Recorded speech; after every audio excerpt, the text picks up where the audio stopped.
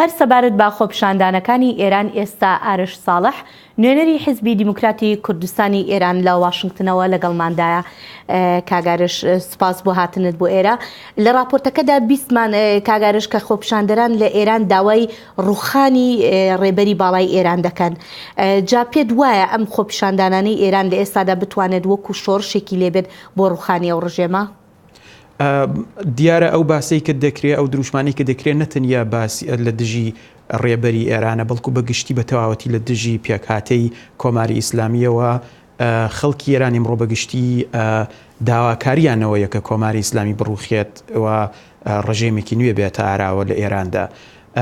ئەوەی کە ئایا ئەمە دەتوانێت تا چه ئاستێک ببێت بە شۆڕشێک پەیوەندی بە زۆر فاکتەرەوە هەیە و پەیوەندی بەوە هەیە کە چۆن ئەو ڕووداوانە دەکرێنەوە بەرەو پێش دەچن. پێم وایە پۆتانسیلی ئەوەی تایە، بەڵام حاکمیت خەریکە زۆر دەسەڵات خەریکە زۆر بە ژیرانە ڕێگە دەگرێت بەوەی کە لە ڕاستی دامە ببێ بە شۆڕش. هەندێک لە زیاتر لە هەر شتێک لەم پەر لە بەرامبەرمەیە ئیسلاح تەڵەبەکان لە هەموو ئێراندا کە دەیانەوەی پێش بە ڕوخانی کۆماری ئیسلامی بگرن. بەڵێ کاگاریش وەکو بینیمان دروشمی خۆپیشاندانەکان ینی دیارە لە دروشمەکاندا زۆر هێرش دەکرێتە سەر ڕژێم و هەروەها ڕێبەری باڵای ئێران و هەروەها داوای ڕوخانیانەکەن و بینیشمان کە سەرۆکی ئێران ڕۆحانی وەکو بە جۆرێک پشتیوانی لە خۆپیشاندەرانەکات یاخود دەڵێ مافی خۆیانە ناڕزایی دەربن. تۆ پێت وایە دەسەڵاتدارانی ئێران بەڕاستی لە دروشمەکان گەیشتون؟ نا، من پێم وایە زانچی لە سەرەتای هاتنە سەرکاریەوە ڕۆحانی ڕۆڵێکی بووە. ڕۆڵەکەشی ئەوەیە کە لە قسەدا وەکو ئۆپۆزیسیۆن قسە دەکات، بەڵام لە کردەوەدا لە هەموو سەرۆک کۆمارەکان زیاتر نزیک بە بەرژەوەندیەکانی خامنەی و دەسەڵات دەجوڵێتەوە.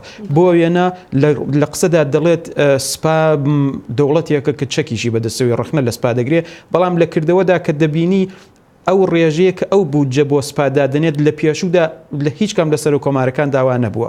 بۆیە ڕۆحانی لە ڕاستیدا وەکو دابشکردنی ڕۆڵێکی هەیە لە کۆماری ئیسلامیدا کە بەو شێوازە بە جۆرێک بچێتە پێشەوە کە هەم پێگە کۆمەڵایەتیەکەی کە پێشتر دەنگیان پێداوە ڕازی بێت کە تەبەقەیەکی متوەستی باکووری شاری تاران و زۆر دەوڵەمەندەکانی ئیسفەهان و ئەو شوێنان کە ئێستا دەبینی لەسەر تویتر و لە هەموو شوێنێک لە دژی ئەو ڕێپێوانانە هەستاونەتەوە.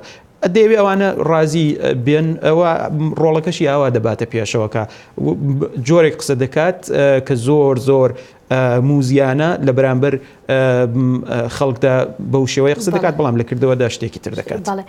کاگارش هەتاکو ئێستا وەکو دەگوترێت خۆپیشاندانەکان خۆڕسکین، جا پێت وایە ئەگەر لایەنێک دەسەڵاتی ئەم خۆپیشاندانانە بگرێتە ئەستۆ کێ ئەبێت کە ڕێبەرایەتیان بکات؟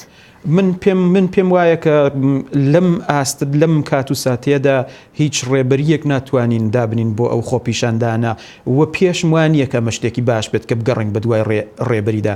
ئەمانە بزاوی کۆمەڵایەتی نوێن، زۆر ڕێبەری لە ناویانە ڕۆڵێکیاوە ناگێڕێت. ئەمانە زیاتر لە ڕێبەری ڕێکخستن لە ناویاندا گرنگە کە ڕێکخستنیش خەڵکەکە خۆیان خەریکن ڕێکخستن دەکەن، خەڵکەکە خۆیان خەریکن لە ڕێگەی تۆڕە کۆمەڵایەتیەکان و خۆیان ڕێک دەخن و بەو شێوە دەچنە پێشەوە. هەنگاوی یەکەمی دوای ئەم خۆپیشاندانە ڕوخانی کۆماری ئیسلامیە، دوای ڕۆخانی کۆماری ئیسلامی قۆناغێکی نوێیە کە ئەو کاتەش ئیتر ئەحزابی جیاواز، گروپە جیاوازەکان لایەنە جیاوازەکان دەبێ بێن لە مەیدان و ئەو کاتە بتواننەوەوان شتەکە بەرەو پێش ببن. کاگارش باز لە قۆناغێکی نوێەکەی ئەگەر قۆناغێکی نوێ لە ئێراندا هاتە ئاراوە، حیزبە کوردیەکان تا چەنێ ئامادەن بۆ ئەوە؟ حیزبە کوردیەکان تا ڕادیەکی بەرچاو ئامادەن، بەتایبەت لە چەند ساڵیدا ڕابردوودا هەوڵی زۆریان داوە کە بتوانن بێنە پێشەوە، بەڵام ڕاستیەکەی ئەوەیە کە ئێمە پێویستیمان بە هەوڵی زۆرترە. ئێمە پێویستیمان بەوەیە کە ڕوانگەمان بەنسبەت کۆمەلگا بگۆڕین. ئێمە پێویستیمان بەوەیە کە ڕوانگەمان بەنسبەتە شتانی کە لە ئێستادا دەچنە پێشەوە بگۆڕین. سەرەتا تەحلیلێکی دروستمان هەبێت لە باردووەخی ئەمڕۆی کۆمەلگا، تەحلیلێکی دروستمان هەبێت لە چین و توێژەکانی جیاواز لە ناو کۆمەلگا و ئەو کاتە ئستراتیژیەک دابنین کە لەگەڵ ئەو تەحلیلەمان بێتەوە، لەگەڵ ئەو لێکدانەوەمان بێتەوە. بۆیە پێویستیمان بەوە هەیە کە زۆر گۆڕانکاری بێنینە ئاراوە. باشە کۆدەنگیەک هەیە بۆ ئەم گۆڕانکاریە؟ بەڵێ بەتایبەت لەناو من ناتوانم لە نوێنەرایەتی حیزبەکانی ترەوە قسە بکەم. لەناو بەدنەی حیزبی دیموکراتی کوردستانی ئێران ئێمڕۆ لە هەر کاتێک زیاتر کۆدەنگی هەیە بەنسبەت گۆڕانکاری لەناو حیزبی دیموکراتدا. بەڵێ کاگارش زۆر سپاس دەکەین بۆم دەرفەتە، بەخێربێ بۆ دەنگی ئەمریکا. بەش سپاس.